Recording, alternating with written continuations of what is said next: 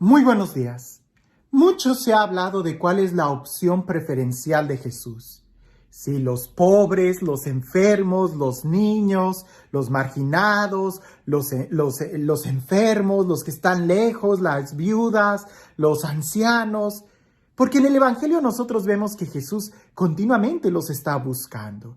Y pareciese que en cierta manera rechaza o pone en línea a aquellos que son ricos, y sin embargo algunos dicen que no, que Jesús también prefería estar con los ricos, porque en varias ocasiones lo vemos a él cenando con los ricos. Lo que yo pienso es que Jesús no tiene ninguna preferencia. Jesús es el mismo para todos. Sin embargo, eso es lo que yo pensaría. Porque en el Evangelio vemos nosotros que Jesús sí tiene una preferencia y prefiere estar con alguien. ¿Quiénes son ellos? Sus discípulos. Así es. A veces nosotros pensamos que a Jesús le gustaría estar siempre frente a las multitudes y buscaba esos escenarios en donde todo mundo pudiera escucharlo, pero no. Si prestamos atención al Evangelio, la gente sigue a Jesús, pero Él busca estar a solas con sus discípulos en muchos momentos.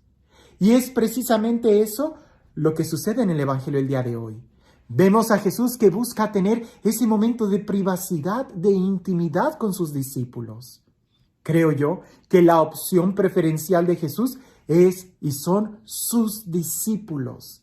Aquellos que quieren pasar un tiempo a solas con el Maestro, porque Jesús sabe que si logra a ellos formarlos, ellos serán como Él, y así se extenderá más fácil el reino de Dios.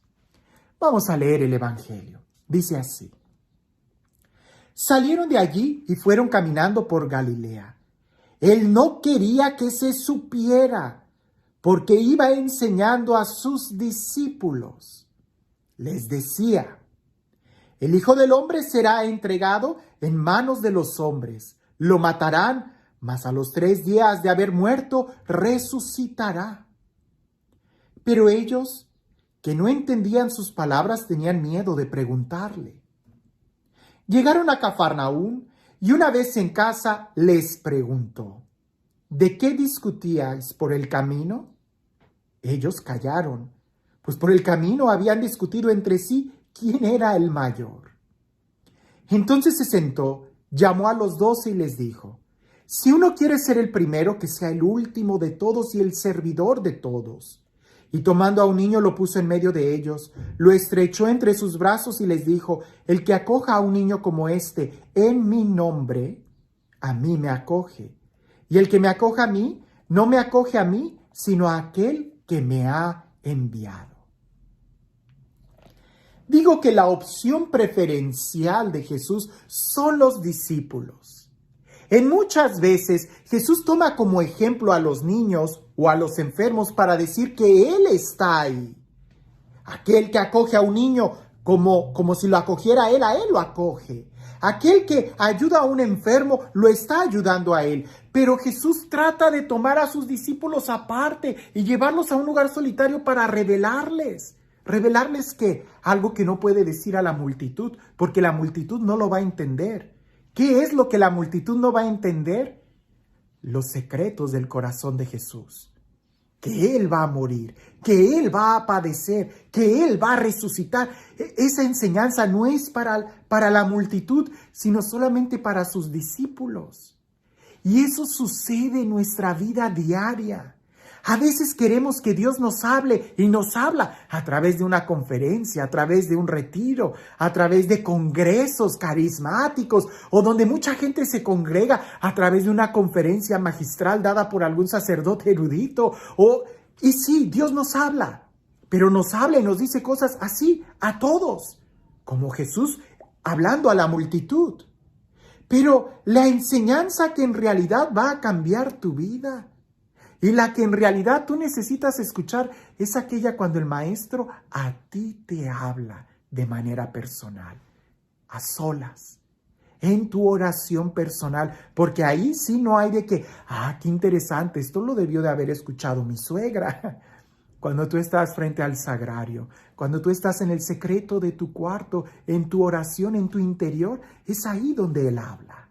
Y es ahí donde nosotros también deberíamos de hacerle preguntas a Él y que Él nos responda.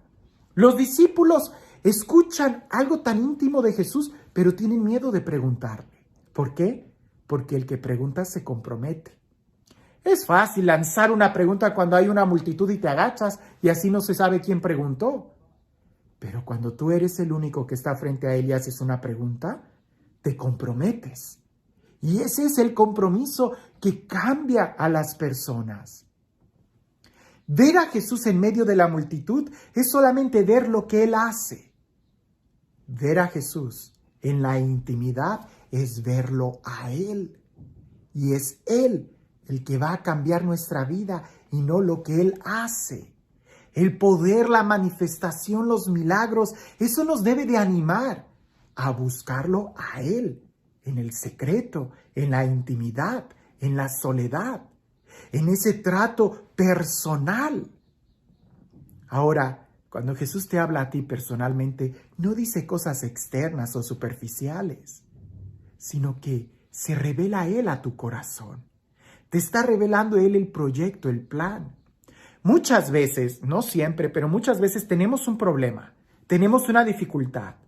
Y vamos a un congreso para animarnos, llorar un rato, motivarnos, que bueno, es mejor eso que nada. Pero te quedas igual.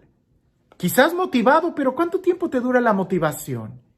En cambio, si fueras a los pies del sagrario, si fueras tú a la presencia de Dios en el tabernáculo, en ese encuentro personal íntimo contigo, ahí quizás en la soledad de tu habitación que cierras todo y te dispones a orar y a leer la palabra ahí en el secreto de tu corazón, te darás cuenta que Dios puede revelarte el porqué de esa situación que estás viviendo. Así como a los discípulos les decía, el Hijo del Hombre va a sufrir, pero va a resucitar. Nadie le preguntaba. Así tú puedes estar sufriendo, así tú puedes estar padeciendo, pero vas a siempre estar sufriendo, enojado, molesto, hasta que no entiendas el porqué o hasta que no se te revele algún propósito mayor. Y eso solamente es ahí, en la oración, en la intimidad, cuando lo que Dios te dice está diseñado precisamente para ti y no para alguien más. Es Dios quien quiere tener ese momento de intimidad contigo. Tú sales al encuentro de Él en la multitud, pero Él quiere llevarte a un lugar solitario aparte para hablar contigo. ¿Le estás escuchando? ¿Estás teniendo ese momento con Él? ¿Le estás abriendo tu corazón? O no sea que a ti te pase como los discípulos, que lo ves en la multitud, te habla Él en el secreto, pero no dices nada y después andas peleando sobre quién es el mayor, sobre quién es el más importante, sobre cómo manejar la economía, cómo hacer esto, cómo, en lugar de preguntarle a Él. Recuerda, cuando Jesús está presente, no hay debates. ¿Por qué? Porque Él es la respuesta. Cuando Jesús no está presente, ahí sí, es cuando hay que debatir y pelear. Pero qué diferente es escucharlo a Él en la intimidad, porque cuando un corazón está lleno, hay silencio. Cuando un corazón tiene la presencia de Dios, hay silencio. En la multitud, escuchamos a Jesús. En la intimidad, lo vemos a Él, lo admiramos, lo conocemos a Él. En la multitud, vemos lo que Él hace. En lo íntimo, tenemos ese diálogo personal donde Él se nos revela. Y este Dios, el Dios que busca tener una relación de amistad y personal con cada uno de nosotros, que sea Él quien el día de hoy te bendiga, en el nombre del Padre, del Hijo y del Espíritu Santo. Cuentan que había un cirujano, que además era profesor de la universidad, en la universidad, y que era muy bueno, y todos los alumnos querían estar con él y trataban de esforzarse para ser los mejores alumnos por la fama y el reconocimiento que este doctor tenía. Pues en una de las primeras clases, el doctor les dijo que la clave del éxito para ser un buen cirujano, para ser un buen doctor, era el no tener asco, el poder contener el aroma de algo maloliente y poder controlarte tú mismo sin vomitar, sin marearte, sin nada, que pudieras tener la capacidad de estoísmo, de controlarte tú mismo. Y la segunda característica era ser buen observador. Así que les dijo a los alumnos, en esto va a consistir esta prueba.